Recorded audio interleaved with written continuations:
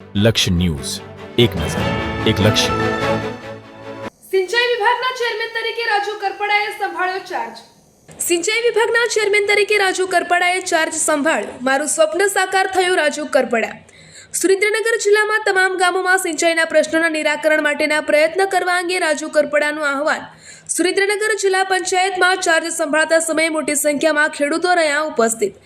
સિંચાઈનું પાણી ગામડે સુધી પહોંચાડવા સતત લડાઈ લડી છે અને હવે સપનું સાકાર થયું હોવાનું રાજુ કરપડાનું નિવેદન. રાજુ કરપડા જિલ્લા પંચાયતમાંથી જીત્યા બાદ પક્ષ દ્વારા સિંચાઈ વિભાગના ચેરમેનની જવાબદારી સોંપવામાં આવી છે. રિપોર્ટર દેવમ ત્રિવેદી, સુરેન્દ્રનગર. ગણપતભાઈ ગોવિંદભાઈ પટેલ છે. મારું વર્તન છે સડલા ગામ, મુરી તાલુકાનું. અત્યારે રાજુભાઈને સિંચાઈનું ખાતું મળ્યું છે સુરેન્દ્રનગર જિલ્લા પંચાયતમાં. એથી ખેડૂતને આનંદ છે, કારણ કે અત્યાર સુધીમાં એકેય પણ તલાવ ખોદાણા નથી, ખોદકામ થયેલું નથી. એટલે હવે રાજુભાઈ આવ્યા છે અને રાજુભાઈ માથે ખેડૂતને તમામને વિશ્વાસ છે કે હવે પણ સિંચાઈના પાણીના તલાવ ખોદશે અને પાણી ખેડૂતને આપશે. કારણ કે રાજુભાઈ અત્યાર સુધી પાણીના પ્રશ્ને રડતા જ આવ્યા છે અને રડતા જ હતા રાજુભાઈ.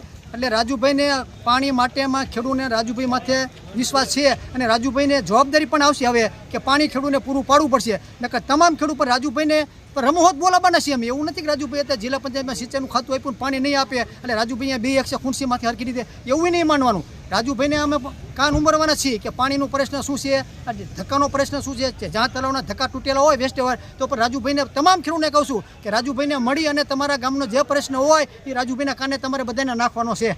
ખાસ કરીને આજે ભારતીય જનતા પાર્ટીના શીર્ષ નેતૃત્વનો હૃદયથી આભાર વ્યક્ત કરું છું કે ખરેખર હું જાહેર જીવનમાં જે સ્વપ્ન જોઈને આવ્યો હતો કે મારા વિસ્તારમાં ખાસ કરી મૂળી તાલુકો હોય કે ચોટીલા તાલુકો હોય, શાયલા, થાનગઢ, ધાંગધ્રાના મૂળીના સીમાડે આવેલા ગામડાઓ, આ ગામડાઓમાં સિંચાઈનું પાણી ન મળવાના કારણે ગામડાઓ ભાંગી રહ્યા હતા.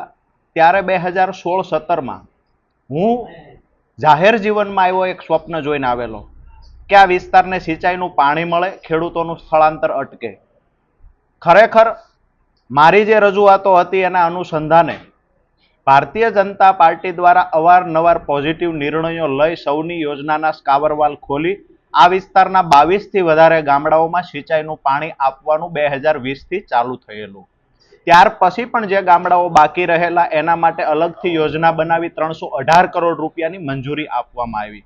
અને આજે ખરેખર જે સ્વપ્ન જોઈને હું નીકળ્યો તો એને સાકાર કરવા માટે ક્યાંય ને ક્યાંય મને પોતાને જે જવાબદારી સોંપવામાં આવી છે, ત્યારે ભારતીય જનતા પાર્ટીના જિલ્લા પ્રમુખની વાત કરીએ તો ભલે, સંગઠન પ્રમુખની વાત કરીએ, મહામંત્રીની, મુખ્યમંત્રી કે નાયબ મુખ્યમંત્રી, આ તમામનો હું હૃદયથી આભાર વ્યક્ત કરું છું. અને આજે જ્યારે હું ચાર્જ સંભાળવાનો હતો ત્યારે ખૂબ મોટી હજારોની સંખ્યામાં સ્વયંભૂ ખેડૂતો મારો જુસ્સો વધારવા માટે, મારો ઉત્સાહ વધારવા માટે અહીંયા ઉપસ્થિત રહ્યા છે. ત્યારે હું આપ સૌના માધ્યમથી ખેડૂતોને પણ વિશ્વાસ અપાવું છું અને મને જવાબદારી આપી છે એ બદલ પાર્ટીને પણ વિશ્વાસ અપાવું છું કે આવનાર સમયમાં વધુમાં વધુ ખેડૂતોના ખેતર સુધી સિંચાઈનું પાણી પહોંચે, વધુમાં વધુ તળાવો અને ચેકડેમોમાં પાણીનો સમાવેશ થાય એના માટેના મારા પ્રયત્નો સતત ચાલુ રાખીશ.